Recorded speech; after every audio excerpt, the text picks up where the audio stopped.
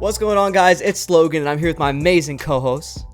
His boy Bradley Noble. And welcome to Actors POV, POV. episode 12. 12, I think. I think that's we're on what 12. I thought it was. I kind of rushed that intro a little bit, but yeah, I think we're on 12, man. Yo, 12 episodes in. Y'all sexy people out there listening, watching. We love y'all, man. We do really appreciate your support. Every time you Every peep and you single listen. time, baby. Stop playing. We see it and we love it. Every single day. Yes, sir. So yeah, last week's episode was probably my favorite episode to date, man. Such Absolutely. a fun time. James Jude Courtney. Yeah, and whatever, and I think we did Super Mario Bros, which Yes. was, dude, so much fun. So we both had a Yes. great time with that. And we got a fun little episode for y'all this week, man. Another man. interview toward later part of this, of course. Let me kind of go through what we got. So first we got Renfield. We watched the new Nicolas Cage movie, the new Dracula, where he plays Dracula, which is crazy. And it's Yes. perfect. I love it. Perfect. So we did Renfield. We got some acting news, as always. Some box office stuff, which is going to be pretty interesting, by the way, so be ready for that. And Dude, then I heard about go ahead. their opening weekend. I heard about Renfield's opening weekend. Yeah. Dude, wild. Yeah, so we'll get to that. And then of course Super Mario Bros. Always killing it.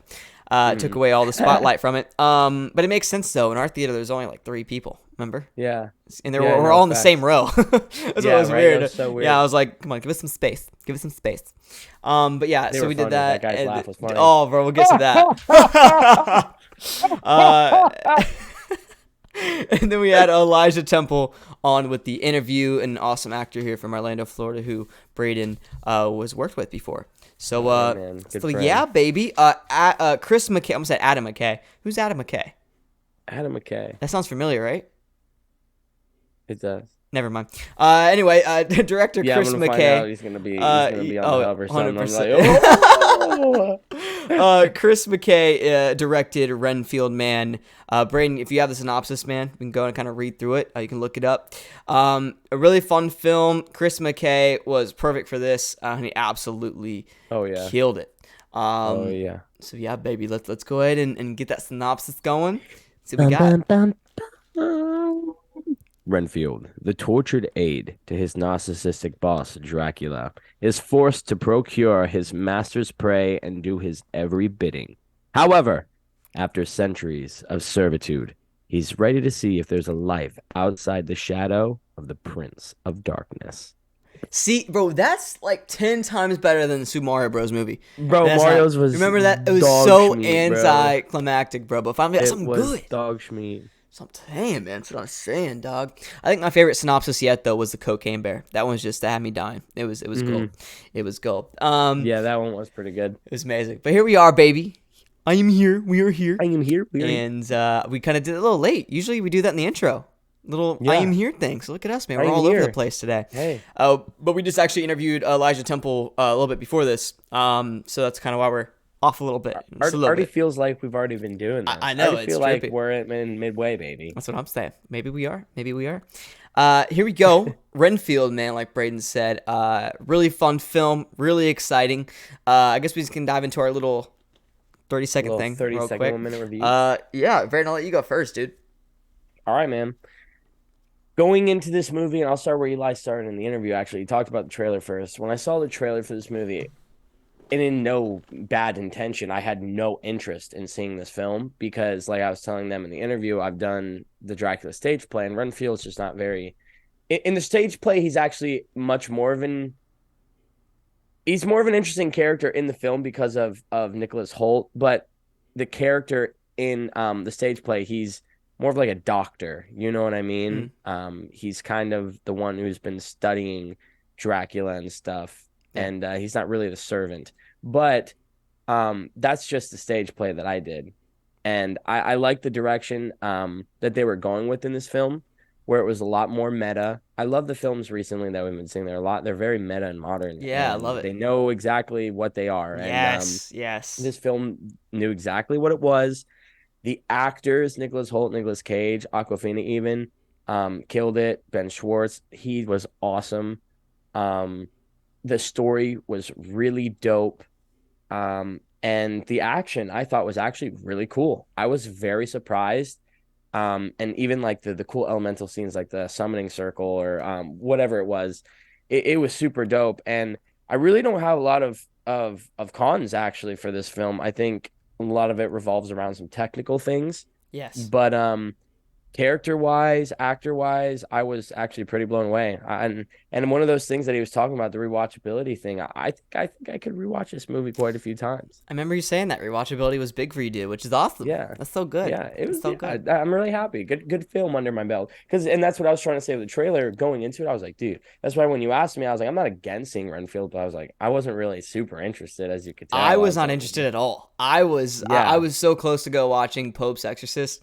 I'm more that's what into we that wanted kind to of thing, see. and I still really want to see that film. We'll get to it for sure Yeah, and talk about it for the end ranking that we'll do at the end of the year. Which I talk about it every week because yeah. I'm so Because I hyped, need to bro. go. Sean wanted to see Dungeons and Dragons. I got to do that for the end Yes, of the year as yeah, well. it'll be on streaming service in like a month anyway. Yeah, But but that's it for me. You hop in yours. yeah, man. What was I saying? Pope's Exorcist. You weren't interested Oh in yeah, this I from just, a no, I'll just go and dive into my 30-second, 2 minute, whatever thing. yeah.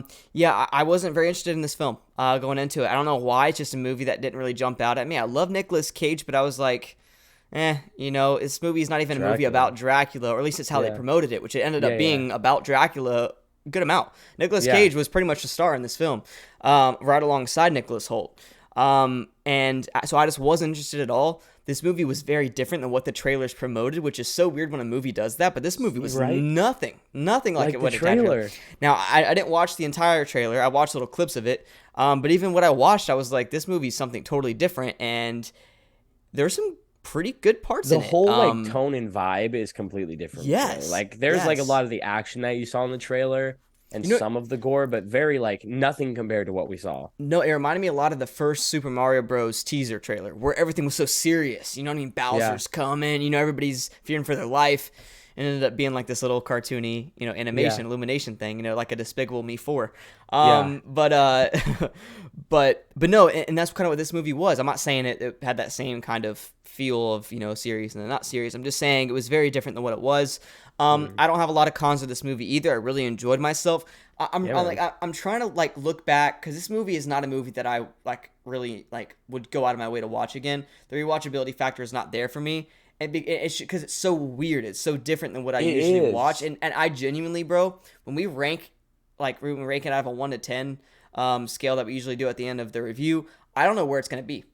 I like Mm. right at this moment I have no idea where it's gonna be. I guess I'm gonna have to talk about it a little bit because Hmm. yeah, there was good moments in it, but also like it's just not a film that I enjoyed it, but I wasn't blown away. I was kind of And like, this it's is the good. weird thing for me. It's like I don't know where it fits in on like where the vibe is. Like I Yeah, don't know what vibe that's gonna where it fits in. yeah. Maybe like a Halloween party when the movie's going. And that's what I was saying. Like I would rewatch this movie again. Like if it was on, I would like to watch it again. Or if I'm like scrolling through Netflix and I have nothing to do and I'm like, damn, these movies suck. Oh, Renfield. Yeah, That movie was pretty good. yeah. Like that's maybe, but yeah, I'm in a very similar mindset with you. I don't know where it fits. No, I feel that. Yeah, I mean, I'd be going through Netflix. I'll see Bernie the Dolphin, and I'll watch Bernie No, first. You know what I mean? dude, And then I I'll am with you, bro. get. I I'll cannot. do it every single week. It's gonna happen. Even when it gets old, I'm still gonna drop it on you. But no. So and then you go to Renfield. But no, I think a Halloween party is actually the perfect setting, dude. I think because even Elijah was talking about that, and you guys will see it in the interview at the end of Oh this my episode. God. He really dove He's into talking that. about Bernie the Dolphin the whole episode. Yeah, man, love the Kevin I was character. about to make a Bellwood joke. I was like, shit, he actually did talk about Bellwood. Damn it. Oh man, but no, yeah, that interview was pretty fun. Wait until you guys see it. It's Yeah. gonna be great. But anyway, but yeah, fun film. Not a lot of cons, more pros. I just don't know how I feel about it personally, but I guess we can kind of dive into the cons here now. I was gonna So say you want to do cons first because like yeah, I really maybe only have like one or two, I have 3. three. Mm-hmm. So yeah, I'll start off. I think my biggest con, and we talked about it a little bit already, that you guys haven't seen was the CGI, man. And I hate to complain about that in a film, but like when I go back and watch 1970 Star Wars, I don't complain about the CGI while I'm watching the Star Wars movie. That's bad. When Yeah. I'm sitting here in 2023 watching Renfield, I'm like, why is it like look cheap like that? You know what I mean? Mm-hmm. Everything else, the makeup was phenomenal, the locations were phenomenal, I love what they did with the colors. I said the makeup already. Everything else was literally perfect. Even when, like I was telling you, like when he would do the vampire stuff and he would jump across the room, and when they were fighting, like everything to me was like pretty realistic. Even him ripping his arms off. You know what I mean? He's a Yeah. vampire, but it was the level of like unrealistic CGI that was going on that Yeah. sometimes would just pull me out of the moment. Hmm. It didn't ruin the film for me, but I definitely was like super enjoying myself. And then that would happen. I'm like, eh. But in the same light, like how we kind of tried to give it a little bit of a good sign with that. It's kind of they knew they were doing that. You know what I Yeah. mean? It kind of fits the theme of the movie. Like literally, when you watch the movie, you wouldn't expect it to look professionally like blood and you're kind of watching it like, this makes sense. Yeah. But for me, it was a little bit of a negative because I almost would have preferred a little bit more of a polished touch on that. Yeah. So I have that in my cons as well. So I'll just kind of get my Yeah. point or my view on that as well. I kind of Um, I realized that in my head, so I was like, I'll stop there, let him yeah. chat about it, get his No, no, point no. out. I back everything you said. For me, it was a lot of the blood. A lot of the blood, like at times it looked really good, and then also at times it looked like. Remember that crayon that used to have in the crayon box? Like the cool kids had it. It was like the orange and the red mixed together. Yeah, Yes, everybody loved that one. It yes, almost looks like my yes. mic, right? Dude, that was the Yo, best yo, crayon, yo, by the way. yeah. That's like S tier crayon, anyway, or crayon. People say it different ways. That's a whole other crayon. Anyway, but no, that was the best crayon, bro, and that color was so cool. But that's kind of what they used for the blood in this movie. Like, it wasn't really dark blood. It was like It really wasn't. bright, Yes, right? So with I'm not the only like person. fucking. I kept thinking fruit punch. Oh Yeah, yeah, but even lighter than that. Like, it was really yeah. weird. Kool-Aid. Yeah, it was lighter than Kool-Aid, Yeah, dude. it's really strange stuff. Which was it kind of took me out a Some little really bit. strange things. It almost looked like I don't know, like orangish in a way. So Hmm. because of that kind of took me out of it. And there's times where like the blood literally just looks like a waterfall. Like I know Elijah kind of mentioned that in the Hmm. interview that you guys are gonna see in a bit. So like it kind of took me out a little bit. But there's point. Oh my God, there's this one point in the CGI. I remember watching it and I was like, what is that? And it had nothing to do with blood. I can't remember exactly what point it was, but it really bothered me, and to the point where it took me out of the movie. Like, it took me out of Hmm. the moment for probably a solid like two scenes. Really? I was like, bro, I just kept thinking like, You know at what what was point? that? No, man, I want to say maybe it might have been the fight there toward the end when they're in the hotel. Yeah, And they all the police force or whatever attacks on the SWAT team, yeah. but that was a lot of blood though. I don't remember there being a lot of blood. I forgot exactly what it Was it was, that but maybe the scene where they're leaving the house when he's like cuffed up and they're leaving the house and he's like, "You need to find a bug." Like the police were like storming the apartment well, building. that's what I was saying. That's what I was mentioning. I Oh, don't know. that's I the don't know if scene. that's it. Yeah, the SWAT stuff. I don't know. I don't know if that's actually where I'm thinking, but I'll think There about it. was a part there that did actually. That's the biggest part for me where I got pulled out. So that's What why I was was that? thinking that SWAT part. There was like Yeah. it was right around where he did like dealt ripping both persons' arms off, or he maybe was even punching that guy's head off earlier. That wasn't too bad. I don't know. There was a No. lot of things that were There. quite questionable, I guess. Yeah, but like Brayden said though too, it almost fits the movie because it's that Yeah. weird, crazy film to the point where like the CGI, like there's a lot of. If this was a Marvel movie, the CGI would be Bro, probably what the is this biggest problem. movie? Yeah, that's what I'm saying. If this was What a is this Marvel film? movie, CGI would be one of the worst CGI we've ever seen, right? When it comes to Marvel in the MCU. Yeah. But this movie knew what it was, and because of that, only one of the mishaps with the CGI kind of bothered me. But Kind of everything bothered, else, yeah. like all the blood, kind of fit with it. Hmm. You know what I mean? And it was almost like, boom, oh my If God, they this gave guy's it a arms got dark, dude, ripped I'm off. telling you, if they gave it a darker hue, I honestly wouldn't have said anything about the Yeah, blood. If they yeah. changed the color, I wouldn't have said a word. You're 100% like a darker red. Yeah, Yeah, I wouldn't I'm have with said a you. word about how I'm with shitty you. the effects were. It was really really strange. That the light red, almost like a dark orange, which is super Yeah, strange. And maybe that's a Dracula thing I don't know about. Maybe like an old callback to an older Dracula film. I don't know because there's been so many renditions of it. But yeah, that was just definitely very strange. So I agree with you with the CGI, and I'll kind of go into my second con. I wanted more of a Dracula theme. The score was pretty good throughout the film, but I wanted more of the dun dun mm, dun dun, like the piano, and we didn't get too yeah, much of that. And because of that, I was like, eh. and this is more nitpicking. That was the biggest con I had was CGI. Now these next two are kind of more nitpicky, but yeah, the Dracula theme, I wish we would have got a little bit more of it, just more piano, and we did see a lot of that, but it was almost very there's almost too many instruments and too much going on with some of the score that I was like, I wish it was more grounded, you know? Yeah. No, I totally get that. And I'm By not the way, I wasn't first time I said grounded in this episode, go ahead and put the counter up. bing bing bing bing Yep. bing. Yep. Yeah, no, and I wasn't expecting like a soundtrack like Mario with all like these Yeah. 80s cult classics, but I totally agree like and this will go into I think the cons be I mean the pros because we both were saying how much we like this. They did this element with Dracula where they like took old footage and they actually had Nicolas Cage and Nicolas Hoult do the old footage. And like you go as far to do that, you could go the same extra little step and add the little piano cues when he's entering rooms or like even like when you're like, oh, come on in, they're like, no. Yeah. It could have been like Yeah, something. You know what I mean? There could have been something there, and like you said, they kind of incorporated that a little bit when they did the throwback stuff. You know what I mean? But yeah. but why not just? I get what you're saying with the music. And the score it was pretty solid throughout. Like for what it was going for, it was good. I just wish it would have once again. I have horror movies I've seen where the music is literally why I'm so terrified, or like you know what I mean, or like the movie like Halloween, Nightmare on Elm Street. Yeah, Friday 13th. I'm getting upset and I want to cry because of the music in the background with what I'm seeing. So The Conjuring. It's really important. And I definitely think they could have paid a little bit more homage. I see what you're saying. Yeah, 100%. I'll let you do your next. You said you got one more? Yeah, I got one more. And this one may be a personal one. It's kind of weird because I think you guys actually think otherwise. I think the pacing was just a little weird for me. And I'm going to say it like this. It felt like chasing a baby or like a dog. So like at the beginning, it starts off running. The whole thing, you're just going, okay, I'm catching you, motherfucker. And then it dips. And then you're like, okay, I still see you. And then it cuts another corner. You're like, okay, I still see you though. Yeah. And then you can start to see it slow down a bit and catch it like needs to breathe. And you're like, finally, I got you. And as soon as you get there, when it's caught its breath, you're out of stamina. It's running again. And I'm like, yep.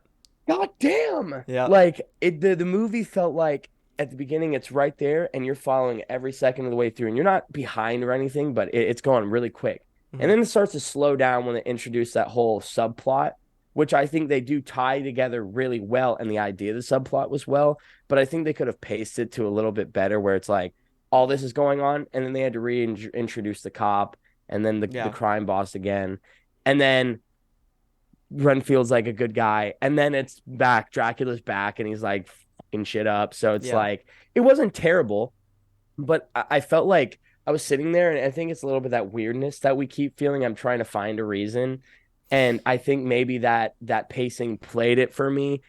I that's just like one of the only things I was sitting there at the end. I was like, I really like this movie, but I was like, I don't know, the pacing kind of threw me off a little bit. It's not as bad as some movies I've seen, but it could. I feel like it. How you were like saying earlier, that one scene kind of thing. If they had like this one little like extra beat or something, I don't know what it would have been. The pacing would have helped me a little bit better. Like maybe that extra scene something would have helped. You know what the pacing reminded me of? Everything Everywhere All at Once.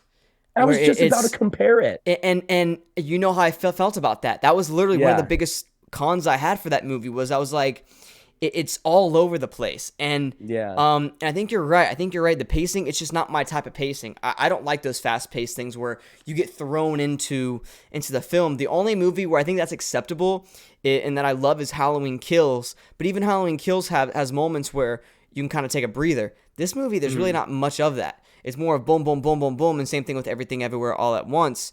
And they just have weird places where they slow down. Yeah, right. It's very weirdly placed, and I think Everything Everywhere All at Once is the perfect comparison when it comes to pacing and how and the structure of this film. I'm glad you thought that because I thought about it too. I was gonna say something about it, but I would almost sound hypocritical because I try to like make that a pro because it's the theme of the movie. Well, and you know what's weird is I have pacing in the pros for Renfield.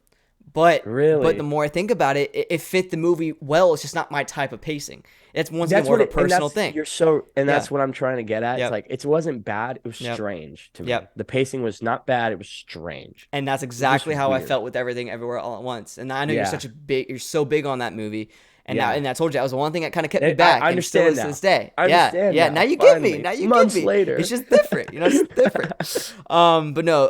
And I got one more con before we dive into the pros. Yeah, the sister was anticlimactic. Rebecca, played by what was it? It's Aquafina, right? Yeah, the water. Aquafina, yeah. Um, Dude, I was so surprised when I saw that was her name. yeah, I was like, I was like, that's really, and it's spelled weird. It's like awkward. It's literally AWK. It's really interesting. F But anyway, there. her real name's something totally different. So that's just her stage name, I guess. But Oh wow. she's a rapper. What? Yeah, dude, look her up. I She's did a not rapper. know that. Yeah, she's dropping That's bars crazy. on us, bro. Stop playing. Wow. But yeah. So Rebecca has a sister, which I didn't even understand this stuff. Like, I actually didn't even know what was going on, if I'm being totally honest with you. Yeah. Every time we went to the scene with Rebecca and her sister, who's like an FBI agent or whatever, Why? Why is she hanging around? She's in the FBI. Like, what is she just doing? that, and it dealing just, with the cops. and it took me out of it. Every single time that scene, like there was a scene with Rebecca and her sister, I was just thinking about the previous scene when Nicolas Cage was ripping people's heads off. I mean, dead serious. And I don't mean to cut you off, but like, I've How been dare you? wanting to talk about this. How dare I? It's like weird because you have, like you said, you have Rebecca Mhm. and you have your sister, and they kind of like, I thought they were trying to theme it like the sister is the older one. She's the one who got to the FBI, not the police, even though she was the one who was perfect in school. Their dad died. She was like the better. I thought it was trying to be like she's the better kid, but really Rebecca's always just like never gotten that day of time, like time of day. You know what I mean? And then they never like really did anything with the dad, and they just kind of had Rebecca's sister there. Like she would just pop in, Mhm. be like, "Hey, I'm here to help." Yeah. And then she finally, like the whole movie, she's shitting on her, and she's like, "Man." And then finally, at the end, she's like, "You're right the whole time. Yeah. You were right. You Yeah. finally got your time of day." Like maybe that's what it was, but I feel like you said, one more scene would have made that theme more complete. Yeah. But I feel like there was missing parts to the theme that they were trying to go for with. 100%. 100%. It's like the same thing. They had a toxic relationship, the two sisters. Yeah.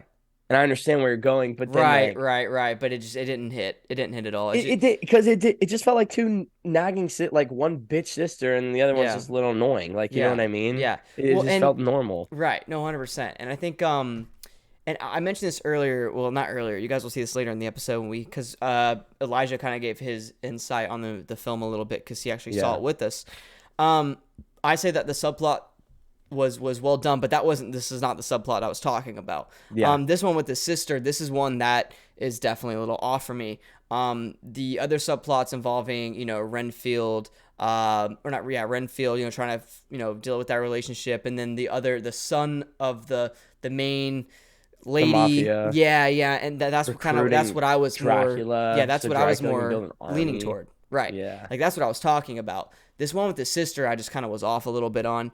And like I said, every time there's a scene with them two, I just was totally out of the film. I did not care at all. And I love the character of Rebecca. It's not Rebecca or Aquafina's character. It's just It's not even the sister either. It's just it's just what they did, I guess. Right. They didn't take it anywhere, I guess. And you know what it was?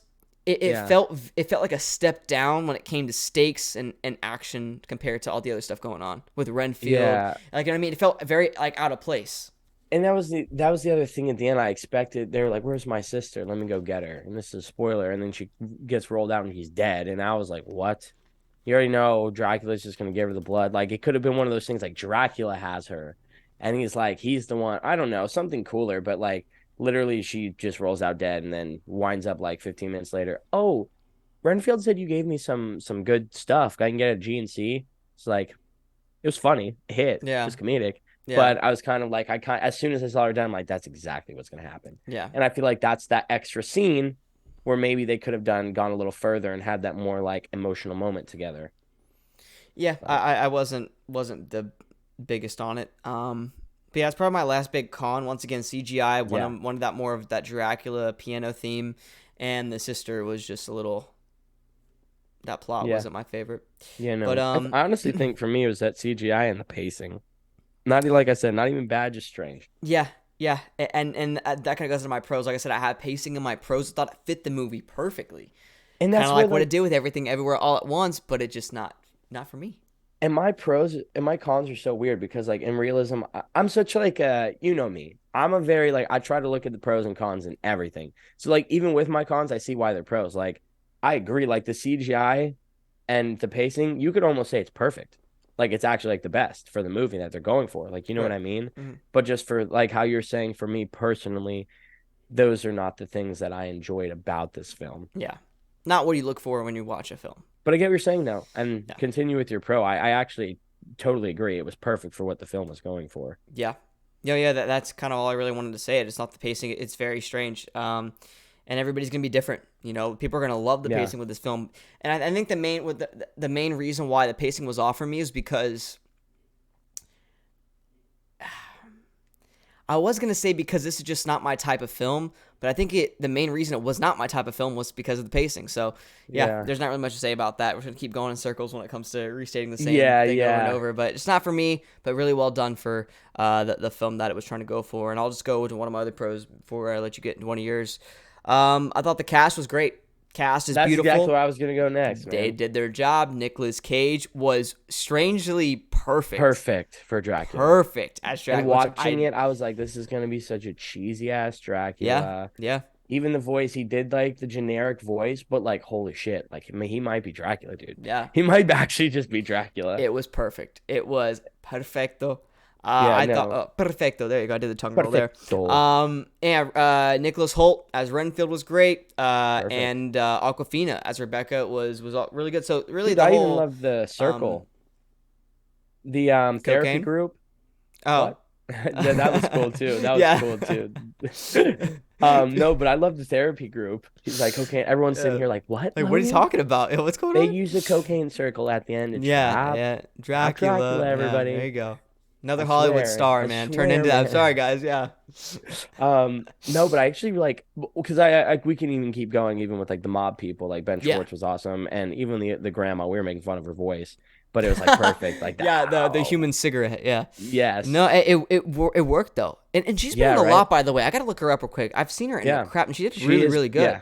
She looked really familiar. Yeah, Um, but I was saying, that therapy group was so dope. I love the idea of therapy group, and they're all very comedical.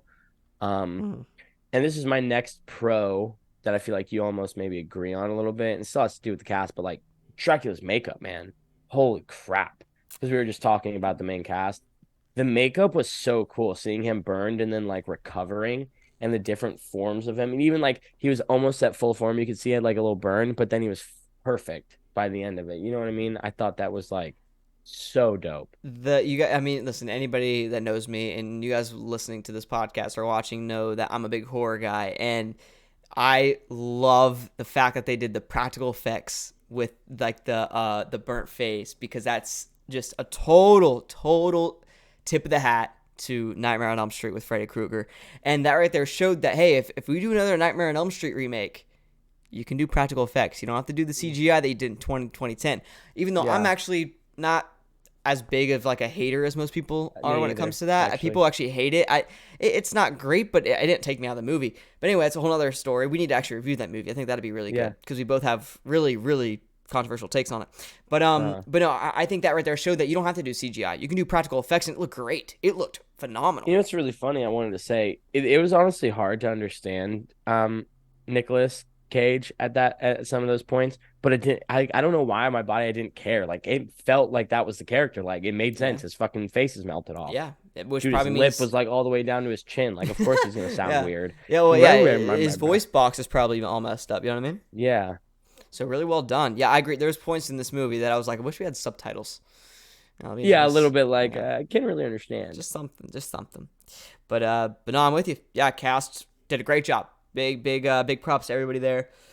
Um, Next is storyline for me. I think the Mhm. storyline was we kind of already talked about this for a while now, but storyline was great. Love the Yeah, subplots, and I mentioned this later on in the interview with Elijah. I'm watching Sweet Tooth right now. It's a Netflix show. oh yeah, I And really like this comment. Yeah, yeah, by the way, you need to watch it. It's super interesting, I've heard good things and about it. definitely check it out. And so anyway, I'm watching that show, and there's like a couple different plot lines going on, and there's like three big ones from where I'm at. I think I'm 3 episodes in, and there's three main ones.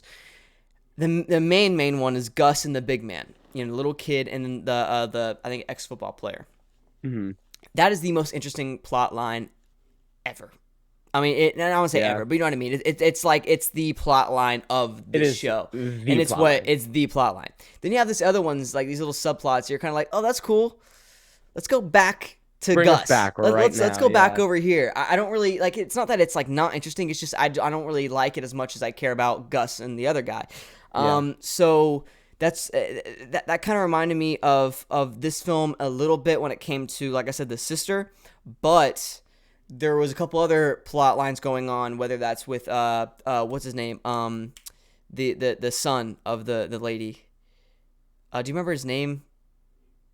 I don't know. You know what I'm talking about though. Played by Schwartz character. Yeah, Ben Schwartz character. That plot was great, and I didn't really. And my favorite plot line was obviously the Renfield and Dracula stuff going on there, and especially with Awkwafina. But it didn't take me out of it. You know what I mean? I didn't find myself saying, "Oh, I want to go back to this." I was enjoying that moment and that little plot line for what it was, and that's something that I can respect.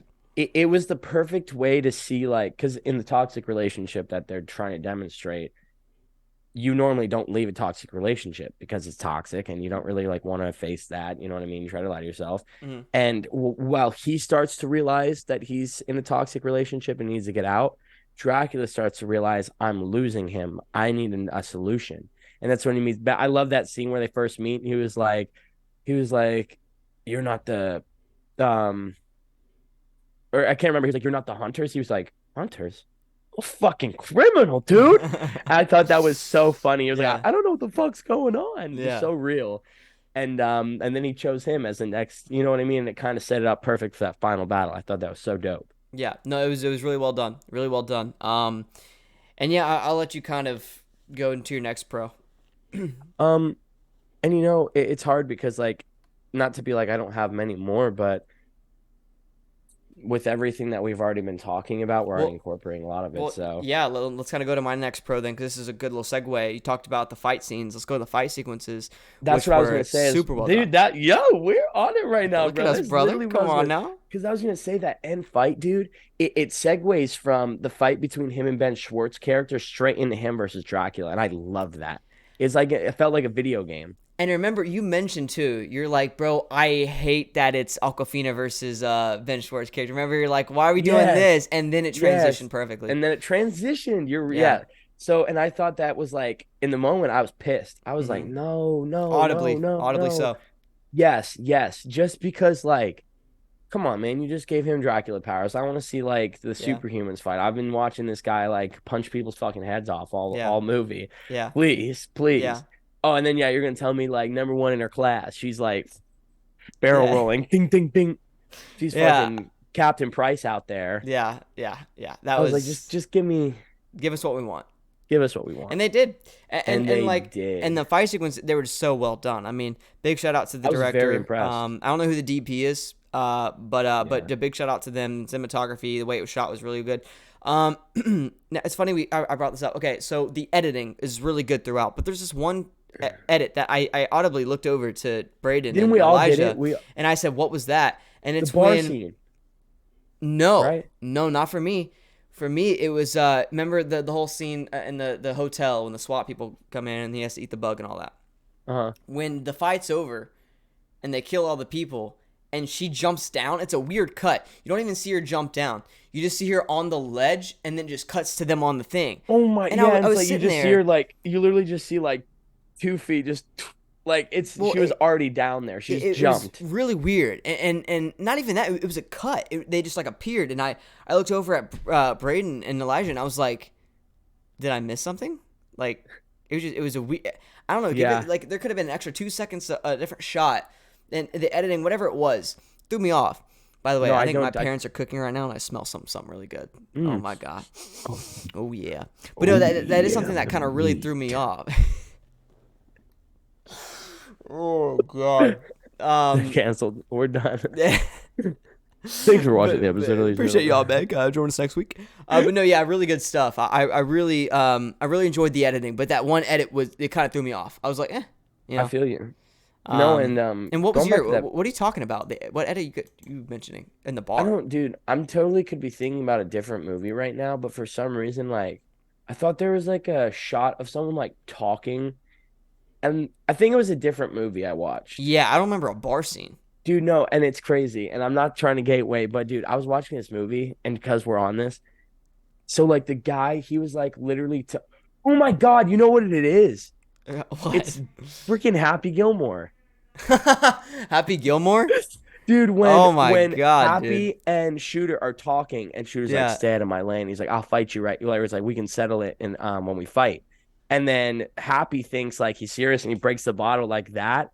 Um, when they're talking, What? dude, go watch the Yeah, scene. yeah, yeah, yeah, yeah. Okay, I know what And you're talking then about. yeah, Yeah, yeah, she's like, "What yeah, did you do?" And he goes, "Yeah, I just broke my bottle. I'm looking for all the little pieces." That yeah, scene is hilarious. yeah. When I'm watching it, dude, so Shooter's talking, and then literally they have this shot of him like just drinking. And it's a shot from like 40 seconds earlier in the Yeah, scene. yeah, And yeah, they just used it to replace it there just yeah, so you could like Happy's talking and like Shooter doesn't even have the drink in his hand and then it yeah, just switches to a shot of him like this. yeah. No, that happens. That Yeah. happens. And I It's was really like, funny. it leaked into my brain here and I thought it was Yeah, Renfield for some yeah. reason. But no, if anybody knows what I'm talking about, you should go back and rewatch it and you'll sit there and you're like, oh shit, That's he's great. totally right. That's great. But What a good movie. for the fights, yeah, great Yeah. movie. Sorry. Anyway. No, no, the fight scenes, man. I was like I was saying earlier, I've been comparing a lot of fight scenes recently to John Wick, and after we saw the fourth one, I thought it was so good. Honestly, thought these fight scenes were really good. Hmm. Like the choreography was really, really there. The fighting wasn't cliche. It actually like he was like blocking and he was like Well, grabbing I don't know and how it can be cliche when you're ripping people's eye sockets out. yeah, You know. yeah. That's probably the most Yeah. cliche part about it. You know what I mean? But you know what I mean? Like it's not like a stupid like a bah. He's Yeah. like throwing one. He doesn't know how to actually fight. Like he looked Yeah. like an MMA like beating the shit out of people in the room, Yeah. and I thought that was super dope. And it I makes love it. sense. Like you know, if he's Renfield, he's been doing this for years. He's literally a murderer. He's Yeah. like they kind of say it the most prolific serial killer accidentally It's in true. like history Right. technically. Right. So it's like he should know how to beat some ass. No, dude, I felt like I was watching Conor McGregor. You know what I Yeah. mean? Your Connor, wife sent me DMs. your wife's in me DMs. Yeah. No, it was good stuff. I really enjoyed it. I thought cinematography was really well done. Big shout out to Nicholas Holt, Aquafina. They all did a really good job. Yeah. Yeah, really good stuff there. And then, yeah, I mean, I only got two more. The old Dracula throwback in the beginning was so beautiful, dude. I And I know loved you it. really appreciated that. Yes, I did. I'm a big horror guy, and Dracula, obviously one of the OG guys. If 'Cause you they didn't have to love, do that. You know what I no, mean? they And didn't, it's just bro. that was the extra step that they did. It's like, wow, that was Yes, dope as fuck. yeah, and it was definitely like fan service, and they kind of got the fan service out of the way before they really dove into their own thing. So Yeah, I was smart. really appreciated. I So didn't think of it good like that stuff. either. That's Yeah, smart. no, it was really well done. I actually liked it a lot. I don't think we should have got more of it, even though I would have loved to. I think it was just a perfect little spice, I just a think, little bit. yeah, kept it right there. Maybe Yeah, something at the end would have been cool. Like yeah, when like you seeing after Dracula's already gone and stuff, like maybe a little clip of it. I don't know. yeah. But Just at the same time, it was perfect. they gave us the right amount. Yeah. And then my next big pro, this is my last one, is the comedy really worked. I mean, we were laughing It throughout. hit. That's actually some of the, I don't It was know, meta. is one of the most like comedic movies I think for me in a theater. Like I laughed probably the most. Yeah, I man. really Like enjoyed compared to myself. some of the like out of all the movies that we reviewed on the pod, we've seen quite a few comedies, Yeah, and like Ant-Man was pretty funny yeah, because of how meta the comedy was, but yeah. this movie was actually like funny. Like everybody was funny, It and was they were very just being realistic. funny. Yes, Yeah, it was yes. very true humor. It wasn't corny Um, the slapstick shit that we always no, see. It was yeah. actual humor. Yeah, no, Yeah. I really enjoyed it. And so comedy really works. Like I said, especially the guy next to us, about 4 seats to our left, was just dying. Dude, bro was straight from like a Charlie Chaplin movie. You know what I mean? Dude. Like it Yeah, was dude. interesting. Yeah, because He every time we would laugh, we would start laughing harder because of that guy. yeah. Oh no, he had me dying. Speaking of mustache, look at my boy over here. Brayden with the Whoa. stash going on. Mm, Charlie Chaplin's mm. stash, bro, reminded me of that. I see my boy. My boy's out here with that. I love you for that. Yes, sir. Yes, sir. Just want to give my boy a shout out. But Give yeah, him there a you go. shout That's out. kind of the pros and cons. Now it's time to rate this movie on a scale of 1 to 10. Brayden, let's hear it, my boy. All right, man. I'm gonna open the gates. I'm gonna give it an 8.9, brother. 8.9. 8.9. It Not almost ended exactly up a 9, but Yeah, it almost ended up as a 9, but I was like, it's not that this movie's bad. And this is why it's hard. Somehow you make this movie more my type of movie. It jumps up to like a make it what it's not. 9.3, Yeah. 9.4. Yeah. But the Yeah. cast is amazing. I think seeing Dracula, I mean, Nicolas Cage's Dracula was a must. And Hmm. now for after, I never thought I needed it until I have it. You know what I mean? Type thing. Hmm. Um, I'm glad we saw it. yes, the makeup was phenomenal. Could have dealt with better CGI. But like I said, I'll never shame a movie for that unless it's like literally god terrible and it looks like you put $5 into it. Um, so I have to say it was really great. It is a movie I would rewatch again for Yeah. sure. Hmm. Um, I don't know how many times, and I don't know if I would go. I'm a weird guy. Like Grown Ups, I would go out of my way to put on. You know what I mean? I'm like, yo, let's watch Grown Ups. Like, Yes. Or but Happy like, I don't know if I'd Gilmore. be like, hey, everyone, you guys want to watch Renfield? Like, it'd Yeah. be No. kind of like we're scrolling through movies. Yeah, I was You know, like, we're all just no. chilling. It's like 8 at Yeah. night. Everyone's like, we don't have anything to do. I'm like, oh, Yeah. dude, have you guys seen Renfield? Yeah. Think you think it's Unless you're like a big Nicolas Cage guy, you're gonna love this film. yeah, Like yeah. this is kind of crazy, but this is one of Nicolas Cage's best performances, I would say. I was gonna Weirdly, say I know it's kind of a big statement because he's been incredible in a lot, but this is top 10 easy, 100%. easy. When you want to look at like, and that's what I love about acting because we could go on a critical like Oscar scale, but like, Yeah, one of my favorite actors like Johnny Depp, and I think acting is so hard to play crazy characters like a Captain Jack Sparrow or like a Honto, and like when you have him playing Dracula, who's already a character that is created and there's an idea of him, and he didn't even go off and do. Had his own replication, of course, but he didn't go off very far off what the true Dracula origin right, is. You know, right. he kept the Transylvanian accent and he had the look, he had the white face, hair slicked back, the teeth, he had the pendant. It was very much like the original story, and that's really hard to replicate and do it E- the right way. Even the hairline was perfect. Like Dude, perfect. dude, He it had was like just the what do they yes, call it? the widow's peak. The Widow's Peak. Dude, it Yes. was perfect, bro. He did a really, really good job. Like you said, makeup was awesome.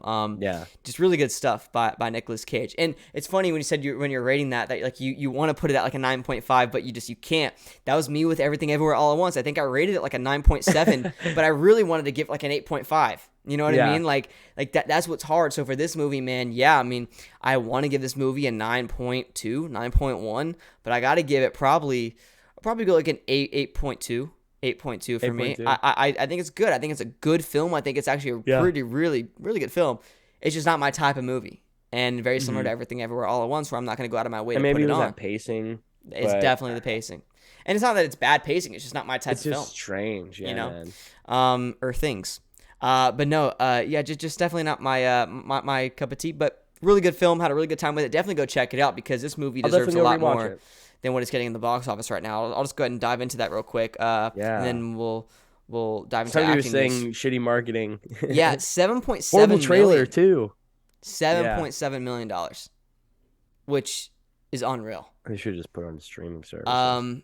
That's not good because it has a budget of like 49 million, and then of course probably marketing probably sitting at like 49.5 million. No, I'm joking. Probably at like $80 million. So they have a long way to go to make their money back, which sucks because I think this movie deserves at least to make It its really money back. does. But yeah, definitely go watch it. It's definitely worth your time. I think definitely worth the money. 100%. Go support it and go Well, support and that's where I Nicolas Cage. saw when we talked about this with the trailer, and I saw a post about it. It was like shitty marketing and horrible trailers. Like the trailer's nothing like the movie. Yeah, Like I said, the trailer at the beginning pushed me away from even wanting to see this movie, and now I'm That's glad true. I watched it. Yeah, You know what I mean? that's true. So That's true. Yeah, I'm with you. probably a I'm big with reason. you. But definitely go check it out. Appreciate y'all watching this YouTube review on Renfield. Really does mean a lot. Make sure you guys give this video a like. Subscribe if you're new. Comment down below what you think of the movie, what you rate it. Y'all know what's up, baby. Yeah, I was gonna say, you got any actors news for us, real quick? Oh yeah, we definitely do. We got about 3. I know because So Mario's one of those. yeah. So the Penguin is getting its own TV show starring Yeah. Colin Farrell on HBO Max in 2024, which is so dope, bro. So dope. I am so excited. Yeah. We both love the Batman. It's actually the first movie we went and saw together. last year. Look at us. Oh my god. Look at What us. god. Oh my god. So yeah, we saw Batman last year, bro. Had a great time with it, Dude, which we is have the still longest streak. I have. Bang. what? Just thought about it on Snap. Oh yeah, I know. Sorry. I keep my streaks going. It's kind of crazy. But yeah, no, HBO Max. I'm really excited for this film. This is definitely an Emmy type of movie. Oh yeah. It's an Emmy type or show. I mean, we talked Yeah. about this. This is an Emmy show. So I'm really excited. Do you have any thoughts on that, man? I'm really excited because one, after watching Colin and Banshees, like it's super weird to see him like after thinking like looking back at it in retrospect, I'm like, holy shit, that's the same freaking dude. The makeup's crazy. It's crazy. He's phenomenal. And I think that like what you're saying is so right. It's gonna be a lot like I feel like a Mandalorian or like Boba Fett type show. Like they're gonna gut it out. They're gonna put so much chum in that mofo. And it's gonna make rewatching Batman better. It's gonna be watching the next Batman even better. I just like being in Gotham and that type of Gotham, which is really dark. Consistent. You know what I mean? We I finally love get the to tone. consistently be there. Yes. I'm with you. And to see kind of after the flood, you know what I mean? All that's gonna be really cool. I'm excited. I need to watch the Batman again, dude. That was such a good movie when you get back to it. It was. And then this one I'm not too excited about. Twisters. Sequel to Twister, coming out 2024, gets Glenn Powell and Daisy Edgar Jones attached. Why? I'm a huge Twister fan. I love Twister. It's actually one of my favorite, probably like top 20 movies of all time for me. I love it. It's so good, dude. It's so freaking good. Helen Hunt, Bill Paxton, just iconic. Such a good film. I grew up watching that movie so much.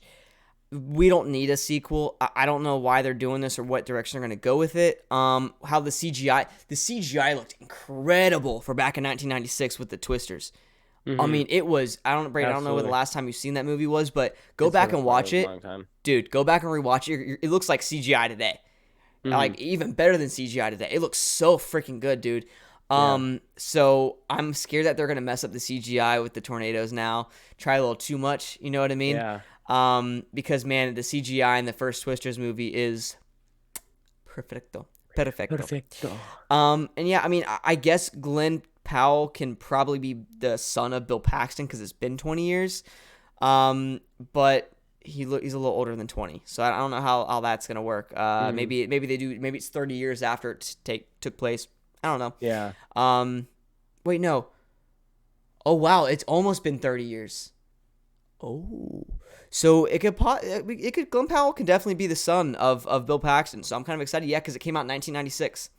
So they're gonna release it 28 years after, which you think they would wait until 2026 to make it a 30-year anniversary. But yeah, interesting stuff. Really excited for it, and we'll see what comes out of it. Cautiously, excited, but we'll see. Cautiously excited. I understand. In the box office, we already talked about Super Mario Bros. They actually got $87 million this past weekend, which is crazy. With only a 41 record. Yeah, for animated movies. Only a 41% drop in the box office, and $678 million worldwide. We're 100% getting a Link movie, and we're a Zelda movie, and we're definitely gonna get Yoshi. So I'm freaking hyped. Dude, I want a Kirby movie, man. Kirby would be good too. Star Fox, Super Smash Bros. Yeah. Oh my god, dude, you can go on and on, bro. There's so many good things. Also, Lakitu. We need to get Lakitu. He wasn't in the Super Mario Bros. Movie. Someone just pointed that out, and I was like, Lakitu wasn't in it. On his little cloud. Yeah. Yeah, that's kind of weird. Yeah. Maybe that they're saving him. Probably. I think so. But yeah, $678 million is crazy. And then yeah, Renfield only $7.7 million, which I just cannot believe. And John Wick 4 at $349 million. So they're staying there. They're getting like $4 million. They're still there. Okay. So good to see. And that's about it for acting news, man. Yeah. Do you have anything else that you saw? Nothing really, man. Nothing really. I want to make a comment. You know what's crazy? It's like we've talked about this. I just hate that I feel like everybody's reusing, Hollywood especially, just reusing ideas from the past. And like a lot of video game creators, like everything's like a remake, man. Yeah. I just want some new original ideas. Yeah. That's why Everything Everywhere All at Once was awesome. We need more content like that, Yeah. I'm trying to think of movies we reviewed that are unique. I mean, I guess Cocaine Bear is very unique. Yeah, And but it do actually that. happened technically, Right, you know? right. But still, like you can still take real events like that and make them into fun things. Yeah. We just definitely need more original stuff. But and what's weird is those movies are out there. Like that new A24 movie from those guys you watched, Talk to Waka me. Waka, right? Racka racka, Raka baby. Raka. Yeah, Waka Waka Waka waka. Flame, baby. But no, yeah, like that's a super original idea, and they're out there. There's just a lot of them are indie movies. You know what I mean? Because those original ideas don't make money. The studios don't make money off those movies, and that's a big problem. Everybody talks about wanting original content, but then we never go watch original content. We go Mhm. watch these nostalgia movies, you know what I mean, with old characters coming back and stuff like that, and remakes. So we need to start going to support these indie movies, these smaller films in theater. And one that I'm really interested in is that new war movie. It's called Sisu or something like that, coming out in a couple weeks. That we talked about. If you see, you know exactly what it is. We talked about it before. It's a It war sounds movie. familiar. Looks really interesting, and I'm super excited for it. So that's another small movie that's not too well known. That I'm excited for. So we'll go support that and review it for sure. But Hell yeah, we will. but yeah, baby, that's gonna be it for this episode.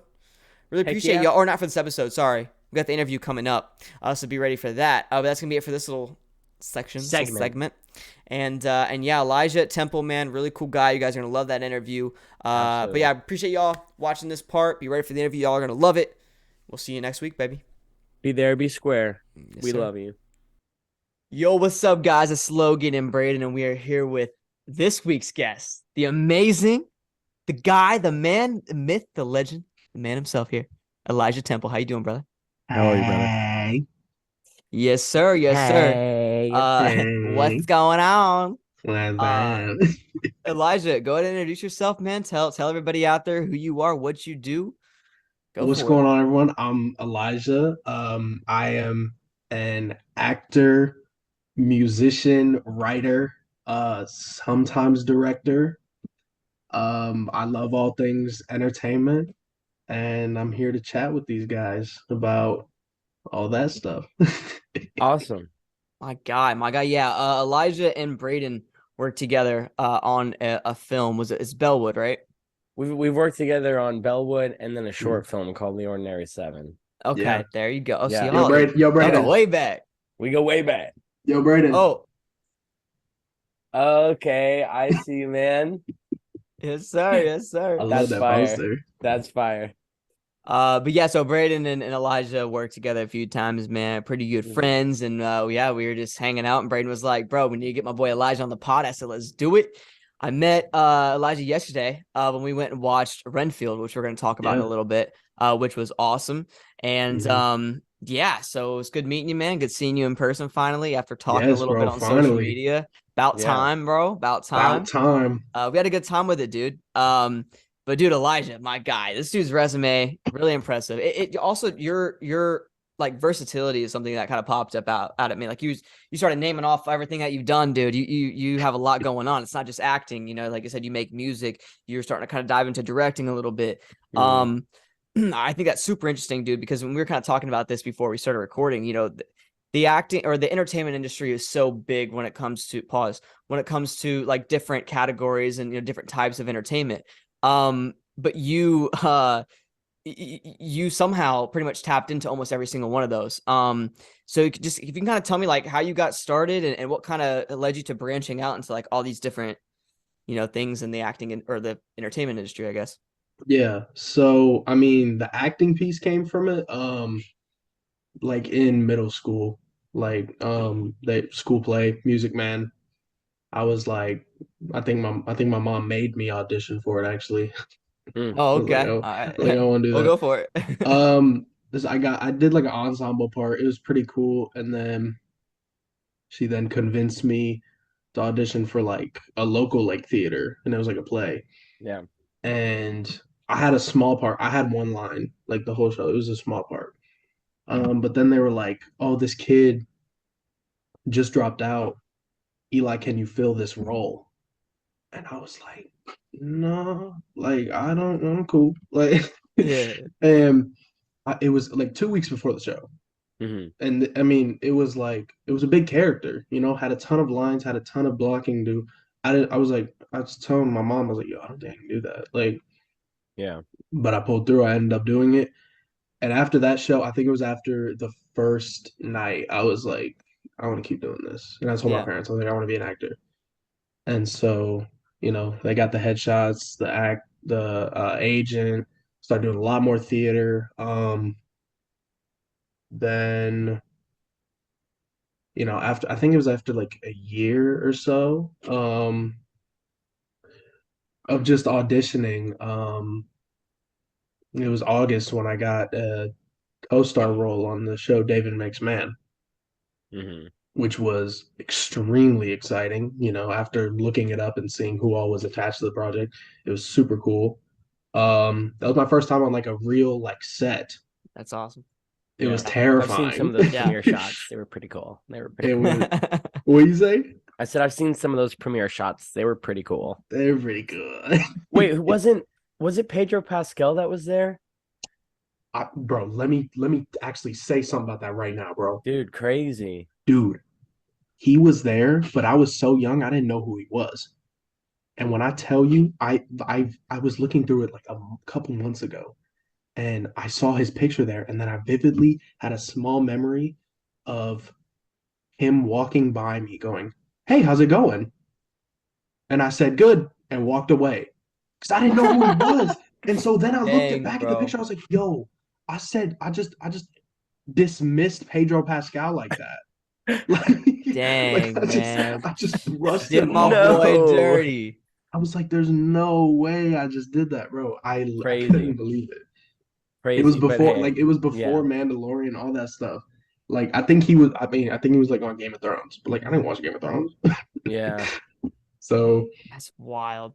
no, yeah, bro. I was thinking about that recently. I That was was like, the yo, one thing I remembered about the pictures you showed me. I was like, yo, I remember you said something like Pedro Pascal was there. dude, I was like, there's no way, bro. Like, but yeah, I mean, it was super fun to do. It was super nerve-wracking, just being on the set. But then like the premiere, I think was like a year later, Hmm. um, and that was just so fun, man. Just cause I mean, I talked to everyone except for Pedro Pascal. I talked to, but I talked to mostly like everyone there. And it was just super fun. After that, I just kept doing it, kept doing short films, kept doing a little bit of theater. Um, and then it wasn't until what's this year? It wasn't until 2021 during the summer. Um, Tyler the Creator had dropped "Call Me If You Get Lost," that album, and I was just getting into him. I listened to like the third. I was listening to like the third song in there, and I was like, "Yo, that sounds so cool." And I was like, "Could I do that? Like, could I?" And so I was like, "Maybe I could." And I just started working at it from there. I got into at first I tried to get into the producing, then I got more into the writing Hmm. and the actual like rapping and recording. And then like slowly like last year I really started like getting more into the producing. Mm, Now I can sit here at this computer, produce a whole song, write the whole song, record the whole song, and send it out. that's dope. That's freaking awesome, man. That's so Mhm. cool, man. Yeah, no, that's like I said, bro, the fact that you tapped into all those different things throughout your entire life is so cool, man. Hmm. That I something that many people can't say that they've been, an actor, not many people say that they can, make music. And the fact that you're doing all those things, man, that's incredible, dude. You're absolutely killing it. Well, I just Thank want you, to man. say this, man. One thing that I was looking through your IMDb and stuff, man, look what you've been in. One thing that kind of jumped out at me is you played Mr. Green in Clue. Yeah, Dude, how yeah, was that, dog? man. So that was my high school show. Okay. Which, if you know school shows, they're like all right. At Mm, least from my experience when I was like in middle school, they were all right. mm, The Clue was probably the best show I've ever done, Hmm. okay. and it's because we had an amazing director. My theater teacher, Mr. Fritz, is an incredible director. I did Clue, and then I did another show just because he was the director. And those are the last two shows I did like recently. But I didn't want to do it at first because I was like, it sounds stupid, Clue, like the board Yeah. game. But then again, mom convinced me. Mhm. Um, and so I did it. I auditioned. I got Mr. Green. I was like, okay, I don't really know much about it. I read the script and it was awesome. Yeah. And I was That's like, awesome. okay, this is really cool. It's a Like, murder mystery, bro. Like it's really cool, I really cool know, and concept. yeah, and I mean that character alone is just so fun to do. It's so funny and so Yeah. and just a fun, very out there character Mhm. Hmm.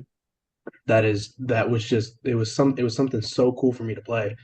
Um, and he was always getting like hurt. Something was always falling on him, or someone was always chasing him and stuff. So like I got to do all that. That was Mhm. super cool. Um, and throughout the show, like you're always on stage. Mhm. Yeah. Like the only time you're off stage is to like pretend to go into a room, but then you come back on stage to see you in that And room. yeah, the next, Right. yeah. And so that was just that's like my favorite show I've done. That's my favorite part I've ever played was Mr. Green. That was super cool. Dude, that is Pretty dope. awesome. No, I just love the murder mystery concept. I'm a big fan of the old Clue movie. That's something that I've always enjoyed. And I saw Hmm. that on your IMDb, but I was like, that's dope. That's cool. I like Yeah. that. And his For little sure. twist at the end, man, loved it. Like Mhm. the his character's twist, dude. And I Yeah. mean, like I had that whole big monologue of just revealing everything about everyone, and like that was super cool. That's That was awesome. such a fun show. Yeah. Yeah, I love that. I bet, dude. Hmm. Um, well, you know what? I've always wanted to ask you, man. Working with you on Bellwood, we had a lot of funny, awesome, and terrible moments Yes, together bro. where we suffered, we laughed, we cried, and the same thing with the Ordinary Seven. And I just want to ask, like, for me, one of my favorite moments on set was one of our scenes when I was like, and Joe is my little ghost hunter, and I gave Eli a smooch right on the cheek, and I did it without telling anyone, and everyone was so shocked, and it was just this perfect reaction. But a moment like that, what from all the sets that you have been on, including theater, even we can even go music videos as well. All the sets you've Mhm. been on, what is one moment that's left you there like, wow, man, like this is exactly what I want to do for the rest of my life. Ooh, bro, you stumped me. Oh man, I think there was. I mean, I gotta say, as difficult as Bellwood was, there were so many moments because that was a very long shooting period. Yeah. And there were so many moments. And I think a lot of those moments were just like, it was just when we hung out because Hmm. that's mostly what we were doing. Like, you know, we weren't shooting that much. Yeah, But, sometimes. um, but majority of it was like just hanging out and just like bonding with people. Like, I mean, the people I met, you, Reese, Grace, like all of those people were just so fun to be around. Hmm. Like, and it was just no one was ever really like just not hanging out or like a downer or something. Everyone got If along. somebody was down, we were Every all down, you know. Yeah, We were all exactly. suffering together.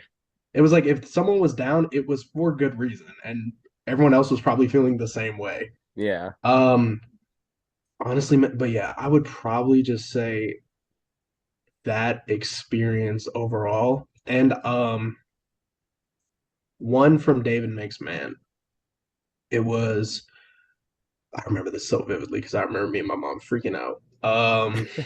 It was like we had just got there. It was early in the morning, Hmm. and we were rehearsing for one of the scenes before like we got in the costume and everything. We were rehearsing. It was just the people who had lines. Um, we did our rehearsal. I had like one like really just big line. That was all I had.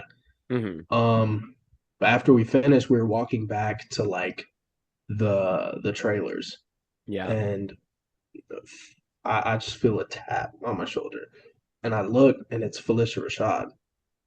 Mm. And I look at her, and I was like, "Hey," and she's drinking a water. She does this. You're good, and I just said, "Thank you," and she goes, "You're good," Thanks. and then walks away. I look at my mom like this. She looks. We keep our cool. We keep our cool. We keep our cool. We close that door, lock it. Oh my Oh my God. That's like we were awesome, like bro. like my mom was freaking out. Like I was freaking out because I was like, dude, like there's no way she just said that to me. Like Yeah. Yeah. that No, was that's that was crazy. extremely crazy. After that, I was like, I'll be doing this for a while. Like Yeah, Yeah. man. Yeah. Yeah. This I'll is be this is my doing this niche. 100%, bro. Yeah, dude, confidence and persistence is so important. And that's actually something that James Jude Courtney mentioned last week. And it's Mhm. true, and sometimes you need people like that, man, to get that confidence back up, you know what I mean? And Yeah. give that strength to keep going, bro. That is really, really cool. That is Yeah. awesome. Yeah. Yeah. That is I know that is such a tough thing, I feel like, with just not film but entertainment alone is you gotta have the mindset to keep going. Yeah. Yep. Because I mean, it is hard and it sucks. A Yeah, lot of because rejection. you will get rejected back and forth, whatever it is. If Yeah. it's from like, you put a song out there, you don't get a lot of listens or views on the video, or you audition for a bunch of stuff, you don't hear nothing back. It is hard. But you just got to keep on promoting yourself, putting yourself out there. That is, Yeah. and it's so hard to try and like get that confidence to do that. Mhm. But I feel like the easiest way to do it is if you're loving it and you're not looking at it like, oh yeah, I need this job, I need to do that. And it's just like if you're doing it because you love it, something will eventually happen because Mhm. you have this strength and love for the the creative work that Well, you're trying to Yeah. put out. the love is also going to give you the strength to keep going back at it. You know what I mean? It's really Mhm. hard to give up on something that you love. That's so hard to do. So no, you're 100% right, man. It's something that Yeah. keeps you going, bro. Yeah, I'm with you. Once it becomes a job, that's when it's a problem. Yeah, But if man. you Yeah, really yeah, do fall in love exactly. with it, then it's doesn't feel like one, man. It's about building those relationships, and like you were saying earlier, Eli, with Brayden and everybody else, you build these friendships that last forever. And Yeah. Hmm. I still talk to people that I worked with 10 years ago. Mhm. And it's just you build these friendships. It's like a big family, is what it is. You know what I mean? It's one big Exactly. family, Yeah. and it's Dom so Toretto. interesting. Family. Hmm. Yeah. Family. Yeah, man. Um, It's amazing. yeah. No, And, I'm with you. and gatewaying off that, do you have a role? Like I know when we talked about on the set of Bellwood when you played Joe, I know you really liked that role because you had never really played a character like that. And I know even with your upcoming short for the OIF that you're playing another darkened role. But before you're always seen as like more of those childish roles. Is there a certain role? I know you even mentioned Mr. Green now. Um, is there a certain role that really introduced this new level of acting to you and it kind of just was like, man, this is probably my favorite role I've ever done. This is why I love to act. Yeah. Back. all up there are He's like, let me go playbills. look at my They're room like full of my playbills. I scripts. have to look at them. Nah, there's none up there. I think, but I would say the recent one I just did for the OIF Mm, because I won't give too much away about it, but it is a role where you cannot see my face. You can see wow. my body, you can hear me. You can't see my face though. Mhm. And so it was challenging to express myself without being able to see my face, express myself through my voice, express myself through my body. Yeah. And I mean, it's not like it's not something I'd ever read before in an audition or just a film I had been in because obviously, like as a teenager, you're gonna get the teenage students and you're gonna get those roles. And man, I got bored of those. I was like, man, it's the bully, it's the bully, it's the jock, it's the nerd, it's the blah blah blah, it's the new kid, like Yeah. whatever. And so I think it was my 18th birthday this year that I literally was talking with like my mom and I was Oh like, my I God, don't want he's to an do like adult. Oh my God. Oh Oh my my God, he's an yeah. God. adult. I was talking with her and I was like, I don't like, I'm hoping now that I'm 18, I can just find completely different things. Yeah. And 2 days later, I found the audition for that role. Wow. And then I got it the next weekend. So So, and nothing too, I know you started out with, theater and stuff like that, and you have to really be more expressive when it comes to, theater and stuff. So did that help a little bit with that role? mm-hmm. Sorry, I'm chewing ice now, bro. No, you're good. My fault. Um, yeah, theater definitely helped with that because I mean, theater you have to be big because like there's people sitting all the way back there, they can't see much. Yeah. Um, and so that was super. Theater really helped me get out of my comfort zone because I feel like as a little kid, like I was always big and loud. I was funny and stuff, but like I wasn't like out there enough to where like I could go on a stage and just be nuts, dude. Yeah. And so that was like doing like years of that really helped and really just got me out there and being having the confidence to do whatever, you Hmm. know. And how, And like, so this kind of goes into my last question when it comes to like the acting side of things for you. How was that transition from like plays and theater into film and TV? I know hard. you guys kind of talked about, right? Yeah, you definitely have the confidence there, but you also have to kind of dial it back. You can't be big, right? Because then it comes off Yeah. weird. So how was it to kind of find that balance between it? Um that was difficult, man. I mean, when I Yeah. was first starting, do you know who Mark Mullins is? Oh yeah, of course. Yeah, casting director Casting here. director here in Orlando. Great dude. Yep. Love him. I did a workshop with him, and it's where I first met him.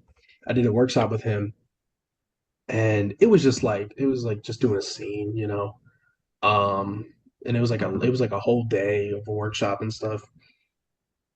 But so he was like he put us all on tape and like in front of all the kids, and I was like, all right, whatever. Like I can act in front of people.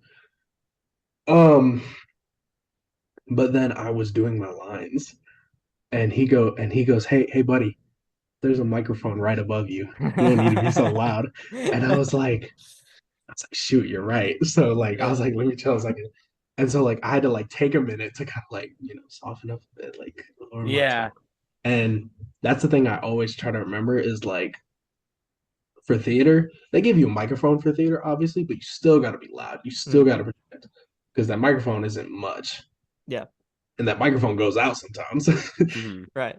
um But like with film, it's just like there's always gonna be a microphone right here. There's always gonna be a microphone right there. So Yeah. it's like you can talk in whatever tone you feel is natural. And so Mhm. it's just like I feel like I've gotten so much better at that. That's been my biggest thing is the tone, my facial expressions. Like I mean, because in theater I was, and all that. Ooh, Right. you hear that, bro? Gotta pop that back Shoot, into place man. real quick. I know. Uh, Oh but man. yeah, I mean, it was the facial expressions, it was the body movement. I remember my first audition was like for an HBO show. And it was weird. It was like these kids who were portraying adults. Hmm. And so I was auditioning for like a head of a company or something. And the first time I did the audition was with Jordan. He's the first person I ever auditioned with Mm. for film. And I was like doing these big hands, we're doing this and like throwing paper and stuff. And he goes, hey buddy, he was like, you don't got to do all that. Like, let's keep it. Let's try a little calm take. Yeah. And I was like, okay. I didn't move, but I kept the facial expression, and I Right. still was loud. And he was like, you can tone it down a little bit. He's in the same room as you. That's great. And That's so hilarious. didn't get that one. Uh, Yeah, I didn't get that one. but Yeah. but Next yeah, time. I mean, Next time. it And, definitely in the very beginning, it definitely was like a big transition. and you learn, you know what I mean? Like you said, bro, that Yeah. those are the stepping stones, you know what I mean? And you just got to build Mhm. on that foundation. And I think you definitely have a step over kids that are just going straight into film and theater without any, or sorry, not film and theater, into film and TV shows without any theater experience. You know what I mean? Mhm.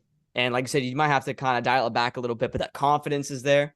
You know how to memorize stuff like that. That I think is Mhm. definitely beneficial. So, I yeah, will good stuff. say, I will say one of like it is, but I think theater really did help a lot with film because I think it's better to hear, "Hey, let's dial it back," than "I need more." You know what I mean? That's what I was always told in theater is like it's always better to hear like, "Hey, let's dial it back a bit." You know, you're doing great, love the energy, let's dial it back a bit, than to hear like, "Okay, we need more. Come on." Yeah. Like so theater definitely helped. I think, if you're like want to start out, theater is the best thing because even in film, you're gonna have to be in front of people at some point. Right. That's what a lot Um, of people say to build your resume and go do some plays and stuff. yeah, and I mean, yeah, for building a resume, I mean, like my resume is like stacked with theater stuff. Hmm. And so like that's the coolest thing is like, if you want to build a resume, you got plays and like or you can put classes and workshops on there. Like Yeah. Mhm. you'll have experience even if it's not in front of a camera. Hmm. Right. Yeah. 100%. Mhm. Uh, Braden, do you have any other questions regarding like film and TV? Okay, there is one. Go for it. So I've talked to you about this before, and you had a very rather large role that you auditioned for that you should have gotten, fortunately did not get, and that would be for the Fablemans.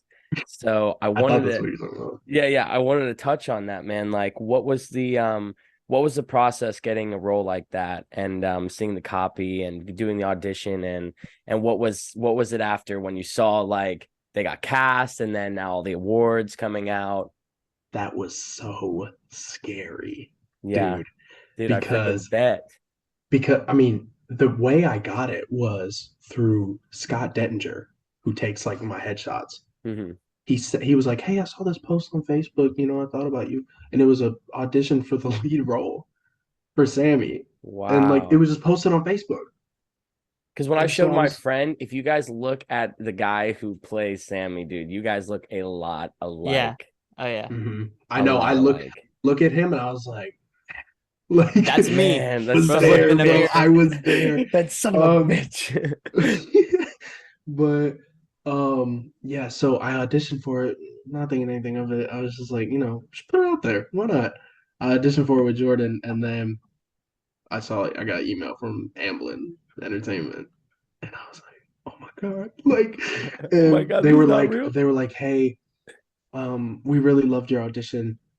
Do you think you can audition again, reading for these? And so I was like, yeah, like I got you. I'd say less. And so it was like it was two other roles.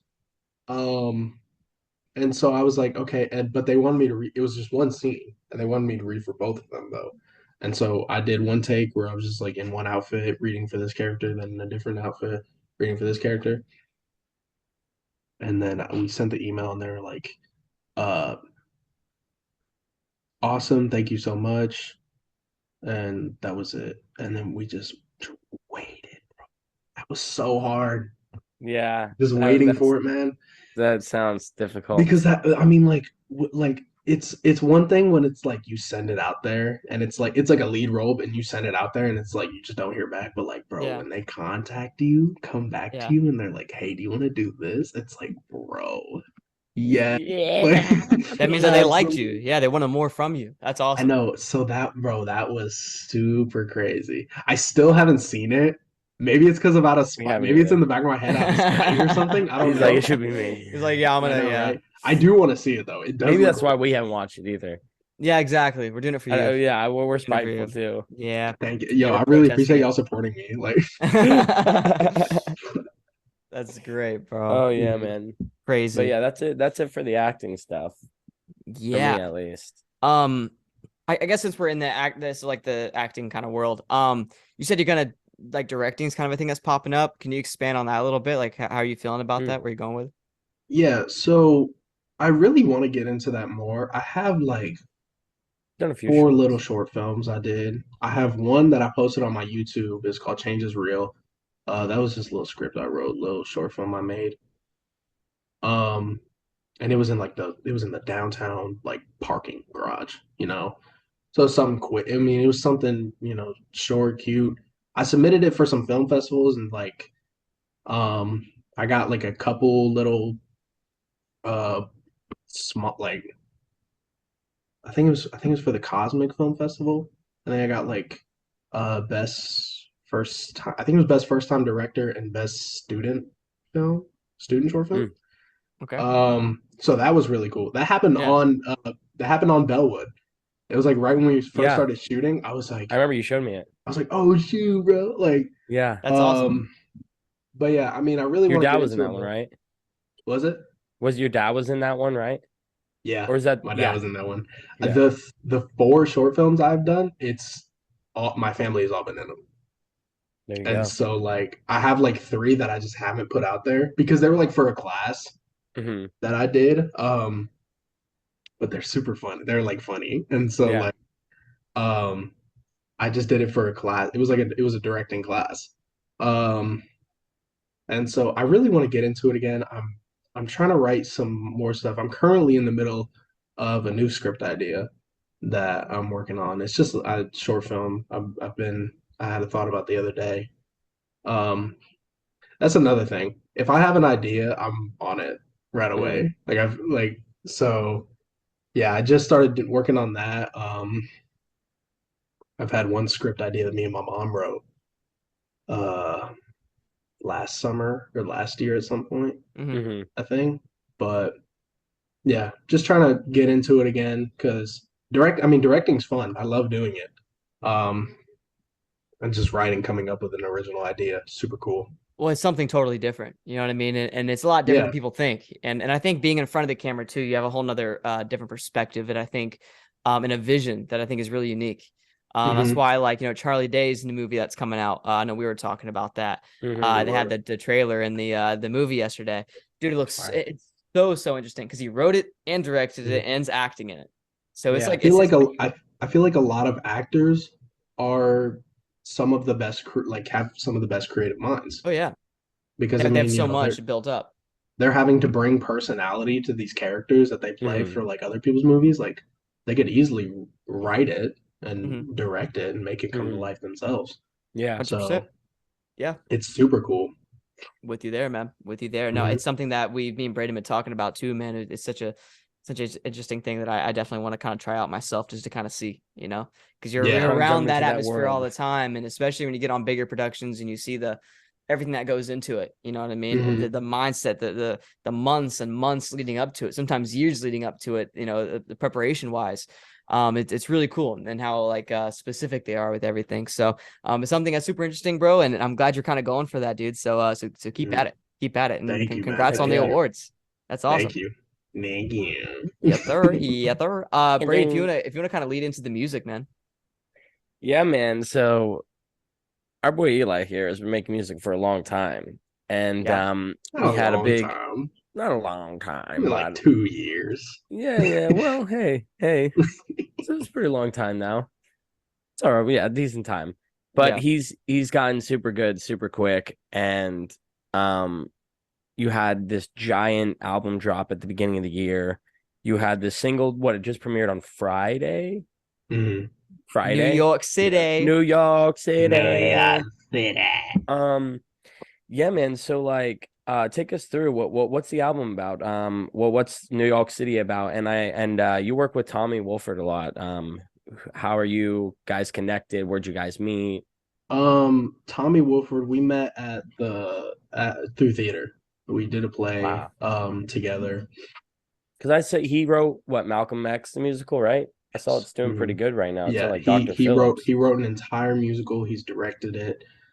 He's made all of the music for it, and it's super impressive. He's such a talented mind. Yeah, He's amazing to work with because he's just go go go go go. You know, if he wants to do something, he's gonna do it, and yeah, like that's what I'm all about too. yeah, And so he was kind of the one that brought me into the music and kind of showed me, when I told him I had an interest for it, he kind of showed me how everything worked. hmm, Um, how producing works, how recording works. Um, and so I mean, since then, I still always want to work with him just because we always have fun. It's yeah, always fun to work with him. So for this song, I'll start with this song first. hmm, So this song, I had just went to New York with me, my parents, and Jenna, my girlfriend, for the first time ever. Hmm. I'd never been there. It has been a dream of mine to want to go there. Yeah, We went there for spring break and we saw like everything, man. I it's mean, awesome. we saw Statue of Liberty, Empire State Building, you name it, man. That's And awesome. except Central Park. I really wanted to go to Central Park, but we didn't have I time. love Central Park. But yeah, I mean, we tried to hit as much as we could, and just seeing everything and just being there, it felt like a completely different world. Hmm. And I was like, and I thought about that, and I was like, that's so crazy. I live here, like in this little town in Florida, and now like I'm seeing this whole other place, Hmm. and it just shows how big the world is Yeah, man. and how many different experiences there are. And I was like, I gotta write about that. I gotta write something about that. I gotta talk about that. I gotta talk about how I'm feeling about that. Tommy was in New York at the same time we were. He was working. Really? He was working on some Malcolm X stuff up there. But we didn't get a chance to like meet. But I told him, I was like, yo, when we get back, I really want to work on this song. I really want to do this. And so he produced it. Um, I just told him, I was like, I want it to sound like the city, and the music sounds exactly like it. I mean, he Oh did yeah, it's one of my favorite little beats instrumentals by him. yeah. And Nice. it was so cool. And I got it, started writing immediately. And like, where's it at? Looking for my notebook here. I got this notebook for the purpose of writing this song in there. Like, hold up. Bam, you can see it right up there in New York City. That Like, is awesome. That's and pretty fire. so it was so cool. And I just like, I loved writing about it and um, just working with him again. Cause I mean, the last time we were like, together, like back and forth on calls or just like in a saint, like was working on the carpet tape. Yeah, Because even I mean, he was on my latest album, but even then, like, he recorded that way before, like yeah. before the carpet tape. Yeah. Um, and so it was just such a fun, cool song to do and just talk about like our view of New York, our experiences of it, and how we view it compared to where we are now and Hmm. what we've seen before. And so yeah, it's such a fun song. And I just really enjoyed it. And I was like, I just want to put it out there and just Heck let Yeah. people yeah, hear it. And then Jenna did the cover art, which that's pretty dope. incredible, Really dude. good. She's a very good artist. And so she was like, "Hey, can I do the cover?" I was like, "Yeah." And so like the original idea was something with like the Statue of Liberty, and she was kind of like, it was funny. She was like, does it need to be the Statue of Liberty?" I was like, "No, it can be whatever." And she was like, "Yeah." And she went to work. Like Yeah. she That's went to work. work, and then she sent me Let her that. And I was like, creative mind go. You know what I mean? I know. She Yeah, went to man. work. I was like, "That's so cool." Like Yeah, Yeah. No, it's it was awesome. it was awesome, and yeah, I love that song. Well, and what you got to do Out with now a on all digital platforms. there you on go, all baby. digital New York platforms. City. And one thing with a song like this, you're trying to create imagery. You know what I mean? You're trying to like take the audience or the listener through this journey through the city. You know what I mean? Seeing all these different things. You know what I mean? Yeah, Hitting all these Mhm. landmarks and giving off that feel with that awesome instrumental, like you said, man. And I think you did a really good job with that. And I felt like I was there. I've been to New York a few times myself, and like you said, it's a very different city. You know what I mean? It Mhm. definitely hmm, has a life of its own almost. It's super interesting. Yeah. And yeah, you did a really good job with that, dude. So yeah, New York City, Thank you. all over, baby. Go check it out. all over, All over. Thank you. all Thank over you. me. Yes, sir. Yes, sir. And then we kind of Pause. dive into that album, man. The Brink of Insanity, right? Oh Yeah, man. Yeah. How's that, man? 10 songs, right?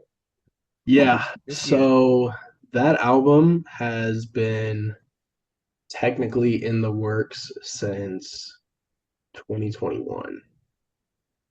The idea first came about when we were recording Karma Island, which was the first collab album with me and Tommy. hmm, That was when the idea came out. And it was originally an EP. it was going to be Mhm. 3 songs because I didn't think I was ready for an album at that point. You know, I was Yeah. like, I don't know if I'm going to do a whole album. Yeah. Um, but then, you know, I knew I wanted it to be a personal album though. I wanted it to be really, really personal, really centered around just like my emotions, um, and you know all that sad stuff. Um, but and so me and Tommy originally Tommy had like produced majority of the album. And we had a completely different album than what it is now. But and so we were getting ready to release it. It was going to release in 2022 on my birthday or like the day after my birthday. Um, then I made Free Myself randomly, and Okay. I was like, oh, I like that song. I like it a lot. And so I said, hey man, let's hold on to this album for a little bit. And he was like, what? He was like, bro, we just worked so hard on this. And I was like, dude, I like, cause I wanted to hold on to it because it was so personal. I didn't want that to be the first thing I throw at people. You know what I Yeah. mean? This is the first solo album I'm coming out with. I don't want it to be straight up like that. Yeah. So that's why I made A Drop of Insanity, which is just like that. I see that album as just the introduction of a character. After I made that one, then I realized, okay, I want to make a story. I want to Hmm. make a whole story following Mhm. this. And I don't know if I'm wrong on this. I think we talked about this. Aren't you trying to do, I don't want to give anything away. Aren't you trying to do like a multi-part album that tells like a whole story? Um, it's yeah, it's a trilogy, Yeah, yeah, okay. Yeah. and I'm not so trying to give too much away here. I don't know no, how yeah, yeah, you're personal that good, you're is, good. so. So yeah, after that album, I was like, okay, I think I want to make this a trilogy long thing. Hmm. Um, and so then I went back to The Brink of Insanity, and I was like, okay, I clearly have a different sound than what it originally was. Let me try and work around this. Let me try and make some new things. And so, I mean, I made a ton of new songs. Recorded all of them, produced 8 out of 10 tracks Hmm. on that album. Excuse me. And yeah, I mean, from then on, it was just like trying to write a story, trying to make it all make sense, make each individual track have its own story that fits into a bigger whole, Yeah. um, a bigger whole story. Mhm. And that's not the right words. We're Writer right here, right? Uh, Happens to but us. Don't worry. We're on it together. Me and right. Braden, creative. yeah, we have our moments. So good. I know, Yeah. yeah, we got this. We got this. Yeah. Um, but so I mean, yeah, it was just developing a story and trying to trying to keep the personal side of it, as in every song I recorded helped me, and you know, recording it and writing it down and saying those things out loud into a microphone, um, really helped. It was about making it personal while still keeping it entertaining and having those things that people can relate to. Hmm. And so it was trying to mash that all together. Yeah. Um, and so I mean, it's I'm still super proud of it. It's you know one of those things where it's like I don't go back and listen to a lot of things I put out, but that is like one of the things where like I could constantly listen to Yeah. Mhm. that. And so yeah, I mean it was very it was hard to do, you know, when you're writing about like personal stuff Yeah. and you Hmm. know people are gonna hear it. Right. Hmm. Right. Um, but it was enjoyable because I feel like I really got to expand on um my talent and grow and like, you know, help myself grow. And learn a lot about yourself as well, right? Because like you said, you're actually Yeah, putting that down on paper, and it's almost a almost a therapy in a way. You know what I mean? To Hmm. really get all that out and learn things like I said, things about yourself that you didn't even know. Yeah, yeah, 100%. Yeah. Um, and so I mean, and just I think the biggest thing that I did with this album that I didn't do with the first album was I had music videos. Hmm. And um Josiah Nobles is the best videographer out there, man. That Hmm. guy, he did the Wonderland video, he did the I'm Like That video, the mainstream video, My Mind Is video. He's doing all my videos. He's doing Yeah. all my videos. He's doing the photo shoots. I am keeping him. Like I Yeah. Hmm. can't lose that guy. Um, he's incredible. And I mean, I feel like with this album and then, these next albums, I'm kind of just, working with all these people and having all these people have input in it. And so it's a big collaborative project. And that in itself is amazing because, then it's not just a project for me, about me. It's about, all these people and Right. anyone who listens to it and can relate to it. Yeah. No, that's Pretty incredible, dope, man. man. And I That's like freaking that. dope. And I like that you're not just like a lot of artists nowadays, and we're starting to see more of storytelling, but a lot of artists nowadays, especially in hip hop and things like that, they just get a bunch of songs, put them on, a 12 tracks, album and just release it. Now, Hmm. I like Mhm. that you're going to a whole nother extent with it, and like you said, it's not only helping out and helping, I guess, people relate and understand that they're not alone, but it's also helping yourself on a really nice therapeutic level. I think is just really interesting stuff, dude. So I love that for you. You're a busy Mhm. man. My boy's out here Busy releasing man. tracks, Yeah, making man. movies. Love to see it. But I was gonna say one more thing about the album. It just blanked on me though. Um, It's my fault. Damn no, it's all good, bro. It was what you said that kind of like had me thinking about it. it, and then Yeah. I just forgot it. No, I feel Hmm. that. Um, no, it's super cool, and it's super fun to do. Mhm. Um, and my biggest goal was to try to make an album where each song could be its own story, but it could all fit into just one giant story, because I didn't Yeah. want to do like, I didn't want to have to do the storytelling thing to where it's like, oh, you have to listen to the whole thing in order, like to be able to understand it. I put out a note on like my Instagram the night before I came out with the album, just putting it out there. All I did was like suggest that you listen to it all the way through because that's the way I like to listen to it. Hmm. But Yeah. in reality, you can listen to it in so many ways, and it tells so many different stories. I think Brayden, you said something to me about it. Yeah. You listen to it backwards, Yes. I said and that it tells a different yeah, I actually thought it was really interesting. I listened to it the first full way through, and then I went back and I listened to it a separate time backwards, starting from the end of the beginning. And it's like crazy. It like completely is a different story, but it's like you can tell it lives within the same body of what it is. You know what I mean? If that mhm. makes sense. Yeah, and I thought that was super interesting that you said that because I'm like, that's what I want people to get from it Hmm. is what is your interpretation of it? What Yeah. is it? What do you feel about it? What do you think I'm talking about? Yeah. And I think that's super cool, that you were able to do that and so many other people were able to do that with listening to it. Hmm. And yeah, that was just my goal is just to make something universal. Yeah. You know what I mean? Yeah. Love it.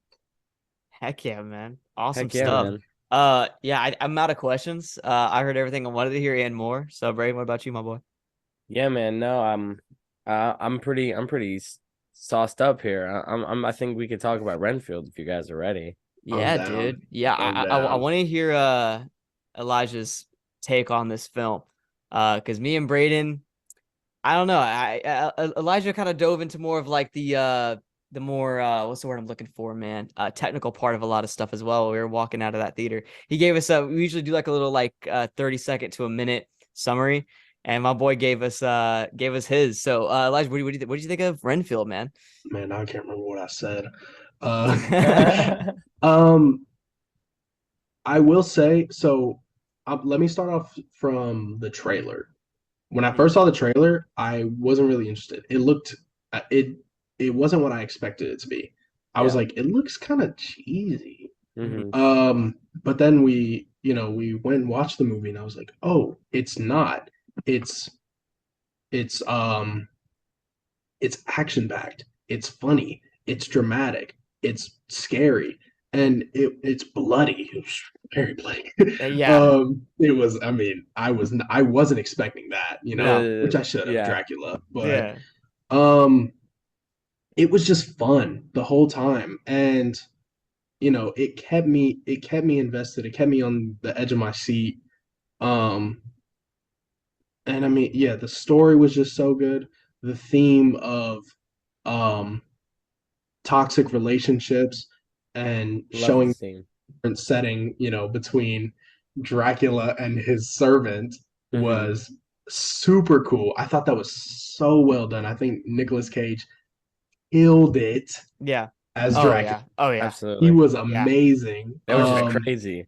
Yeah. Like not crazy, but like I went like you said, when I saw the trailer, I was like, this is gonna be cheesy as fuck. And then Yeah. Nicolas Cage comes out as Dracula. I'm like, holy shit, that's Dracula. Yeah. No, it Mhm. was perfect. He was the perfect cat, which I'm not gonna lie, like I thought it was cool because who doesn't love Nicolas Cage? You know what I mean? But Yeah. he played that role literally perfectly. Like I Mhm. didn't have any negative thing to say about it. I thought he killed it. I Yeah. know.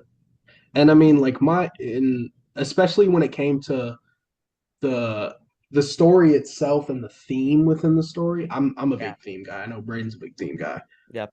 Brad loves And his so like themes. if you got a good theme, a good consistent theme, I'm there. You know what I mean? Like Hmm. I'm seated, I'm watching, and I love it. And then Symbolism, all that fun stuff is great. Yeah. yeah, and I think the last thing I want to talk about is the two stories coming together Yeah. because every most movies they'll have like these little side stories, and sometimes they go somewhere, sometimes they don't go anywhere, Yeah. and they're Oh, just there. nothing But worse this than that. movie, this movie had a side story, um, apart from Renfield and Dracula, and they mashed it together. And at Yeah. the end, it was all one big story, and that was amazingly well done, I thought. I And agree. and I want to kind of touch on that a little bit too. So I'm watching Sweet Tooth right now. It's a Netflix show Okay. Mhm. that I think I talked to Brayden a little bit about. That the one with the Um deer? yeah, the one with the deer kid. Yeah, also the cocaine bear kid. He's the main kid in it. It's pretty cool. Oh, is Wow. he? Yeah, so because you saw Cocaine Bear, right?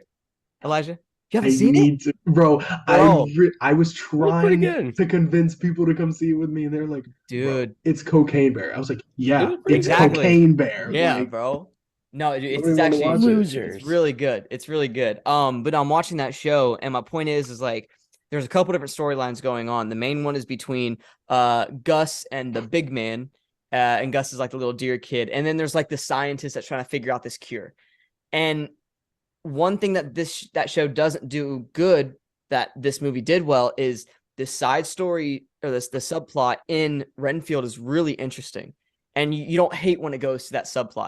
Right. When I'm watching Sweet Tooth, every time it goes to the scientist, I'm like, bro, bring me back to Gus. Bring me back to Gus and the big guy. I don't care about this. I understand it's probably something to do important. It's probably going to wrap up perfectly and come together Yeah. beautifully. But still, the big build up to it is so boring. Like I just want to Mhm. see Gus and the big guy on their adventure, mess some stuff up. That's what I want to see. It's a lot And harder that with show's not doing it. series. It's Yeah, a lot harder with series, I because feel it's like. more Mm. dragged out. Yeah. Because yeah, you have to drag it out more. One series I feel like does that really well with like having the subplots come together. Mm. Um we're currently watching it right now, me and my parents, Manifest. I haven't Um seen it. Yeah, Manifest, it was like a I think CBS I NBC think so. show. Yeah. Netflix now has it. But I mean, what like they'll have like a little subplot in every episode, but at the end of it, it all ties back together, and it's like, whoa, remember the blah blah blah, and it's like Yeah. really Whoa. cool. And so I think this movie did a very good job. And it's like, it wasn't boring until the end. Like, Mhm. Yeah. it was like because I feel like if it was just like too much Renfield and Dracula, I would have been like, all right, now we're doing too Right. much. But Right. like Yeah. that where it was just like oh, it's a cop, with worrying about this little mafia mob thing. Yeah, Um, and yeah, it was just really well done. And I'm with you. I absolutely agree. Yeah, it was It, super cool.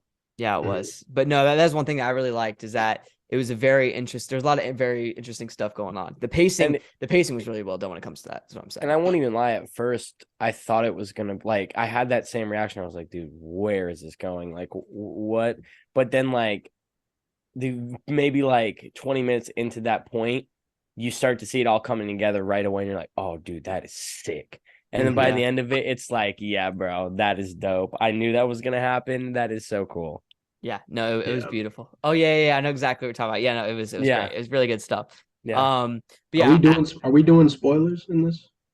well, we're gonna do our actual like main like in-depth review. Probably gonna film that a little bit later tonight. I just want to kind of Mm. touch on our thoughts a little bit with you because we saw it with you, and I know you had some really good points I wanted to hear. This is a spoiler thing though, so if you want to go ahead and talk spoilers, go for it because this is a spoiler Spoiler. thing. So spoiler, here we go. Spoilers. Yeah, go for it, dude. Drop it. Um, I didn't have anything to say. I thought you were gonna talk about something. I'm not gonna. But no, I think it was just. I think it was a little bit expected, but like with the cops working for the Yeah, mafia people. Yeah. However, like I forgot about it because it was like she touched on it once. She was like, "I know you're on their payroll," blah, and it was like it was brushed off, and we were kind of like, "Whatever." You're kind Like, of thinking like maybe like 2 or 3 of them, but then yeah, it's the whole but then fucking the police whole force department. came out, dude. yeah. Yeah, She was the only one, and like her sister, like they were yeah. the only two like people in that building. Okay, speaking on the sister thing though too. It's funny you brought that up. I thought we could have did a little bit more with that. It felt very pushed off to the side, in my opinion. To the point in the Mhm. movie, like I almost forgot about before you even mentioned that. I totally forgot about it. Like that's just something The that they sister, didn't. yeah. Yeah, I know they had the reunion at the end and all that, but like throughout the entire film, they could have definitely incorporated that a little bit more, and that might have messed up the pacing because this is a very fast-paced movie. But Mhm. that is one thing that I was sitting there and I'm so glad you mentioned it, dude, because I totally forgot about it. But I was like, okay, I forgot she was even the sister. Like it threw me like way Mhm. off.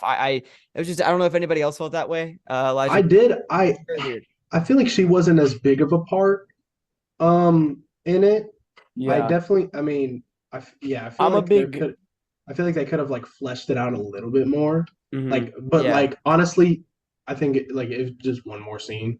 I I'm a feel like big with right. those two. Yeah, I'm a big 100%. all or Right. nothing guy. And it's kind of like I sit there and it's like she doesn't have to be a huge part, but I get what you guys are saying. Like either don't even have her in the movie or at least make her character like somewhat important. Because like more important, you know what I mean? They just Mhm. Well, for the big reveal at the or not the reveal, but for the big like conclusion of her and her sister being together, it felt mhm. very like And their dad, like their dad was both killed by the same people that yeah, work for the police. Like there should have been more. We should have yeah. seen a scene with the dad. Like I get what you're And saying. like They Elijah built said, just one scene, just give us one one scene. little Yeah. thing, and that's what kind of makes me really mad is the fact that it only probably could have taken one more scene and it would have been okay. But that is something, I'm glad you mentioned that, Elijah, because that's something that popped up and I was like, yeah, I just felt very weird. Like that storyline just Even felt yeah, very I feel out like there. just something of them just like reminiscing. Yeah. Like like just something quick to just like establish these two do have a connection, Yeah. Hmm. And I Yeah. feel like they did kind of do that when they talked about like wanting to get revenge, and I feel like Mhm. she was like, listen, I get it, you want revenge, but you can't just be out here trying to stop like I feel like that was pretty good. Yeah. I feel like there just wasn't enough like sister, it Uh, wasn't Enough breathing room. You know what I mean? There's yeah. scenes you got to put in there to kind of relax the audience a little bit, especially in a movie where everybody's arms are getting torn off, literally. Hmm. So Mhm. like you just kind of need a little something, a little breathing room in there. You know what I mean? A moment for the audience to kind of sit back and enjoy just a Out of relationship build. out of all the scenes in that movie, the one that I've been thinking about since was, did he kick him or punch him? And blood just came out of both ends. He kicked him. He kicked him. He Yeah, I think He kicked him, so. like dude. spinning back kicked him in the abdomen Yeah. He Renfield and he kicked shat Sonic the himself. Hedgehog. Yeah, just dude. and like I mean, it was like Mortal Kombat. That was Yes. super cool because like it showed like the X-ray of the bones That That was breaking. my was one of favorite. my That was my favorite favorite. scenes. Yeah. Yeah, And that then probably was. you just saw like, and it was It Yeah. was I mean, awesome. we all were kind of like, What the? Yeah, I was it Yeah. was flipping out. crazy. It was That great. I've just I've had in my head the whole time because I was like, no, Some my paranormal fault. activity type stuff. All right, go ahead. My fault. He's just gonna freaking just like float off the screen. Oh, bro, that'd be great. But no, yeah, I thought that was just crazy. The I wasn't action in the expecting that. Thor was insane, dude. Neither. That's a big thing that I actually really enjoyed about this film. I really didn't expect a lot of it. Like I didn't expect it. The action was awesome. Props to, do you guys know who the actor who played Renfield? I can't think of his name. Yeah, Nicholas I Holt. know I Nicholas no, Holt. was it Nicholas Holt. I was about to Nicholas say I've Holt? seen him in other stuff. Yep. He was the one reason I didn't want to see the movie because I his character in the menu is one of my least favorite characters I think I've ever watched. Like Bro, yeah. I Being absolutely hated that character. Like I Yeah. got mad, bro. Like I I've was getting done mad Dracula watching it. stage play, I was sitting and up. Renfield is just the most like Renfield is probably the worst character. No, no. Yeah, he might be the worst character. Renfield's pretty bad. In the Dracula stage play, he's just so Okay. Yeah, the just stage so play. ugh. Yeah, yeah, yeah. Yeah. I Oh, thought you but meant No, the not in the movie. film. I No, was no, Yeah, like, no. me bro, and he Elijah was were like, "What are you talking fire about?" in the Yeah. movie. No. That was a big thing. Like it was Yeah. off-putting for me when the movie was coming out because I've done the stage play and I was like, what? They've Yeah. already done I played Van Helsing and they've already done a Van Helsing movie. Yeah. But I was like, bro, he's way cooler. Like, what are they doing Renfield for? But now, Right. like, when you see the modern take and the way they were doing things, I really enjoyed this film. And it was really cool to see, like you were saying, like the action, coming off of like John Wick 4. I've been comparing a lot of like fight scenes recently to it. And I honestly thought they did really good. Like the only thing that looked fake was when they would like jump super far, but at the same time, that's like the vampire ability. So Yeah. I thought it was really unexpected, but really dope. Yeah. They did it There really was well. one shot where it did kind of just look like they had like a waterfall animation and they just put it on the guy's arm and turned it red. Like there Yo, was one part where I was facts. like looking at it closely and I was like, that don't look real. No, Yeah. that's actually in my cons that we're gonna get into is the CGI. Like The CGI was there pretty was meh. multiple points throughout that movie that I was just like, why? I Like, was like, but which has it almost fit with the movie though. The what has movie's worse so CGI, Murder wacky. Mystery 2 or Yeah. But I feel like Yeah. You walk into the little room and you see the background. Oh my God, yeah. That I was feel great. like it did. I feel like the CGI wasn't as good, but they relied a lot more on practical effects. I feel like when it came to, um, I mean, one Nicolas Cage. When it Mhm. came to him and how he looked, I love from the burnt stuff, dude. Oh my God, it gave off That like was Freddy awesome. Krueger vibes, and I loved it. yeah, yeah, I yeah. was gonna say the makeup is actually one of my pros. I Yeah, thought the makeup was super dope. The makeup was really well done. Just Yeah. how yeah, everybody looked out throughout the film. yeah. Mhm. I'm with you. No, but I agree with you guys. Really, really Yo, fun stuff. dude, my whole brain just shut off. What we were just talking Yo, about. I I was saw the going Windows Dude, 64, we were my talking boy. about Knives Out, bro. Give your opinion. Yeah, come knives on out, now. bro. Come No, the on. CGI. I'm so sorry. My Yeah, no, brain you're good. stopped. You're good. Um, Yeah, sorry, you got a point.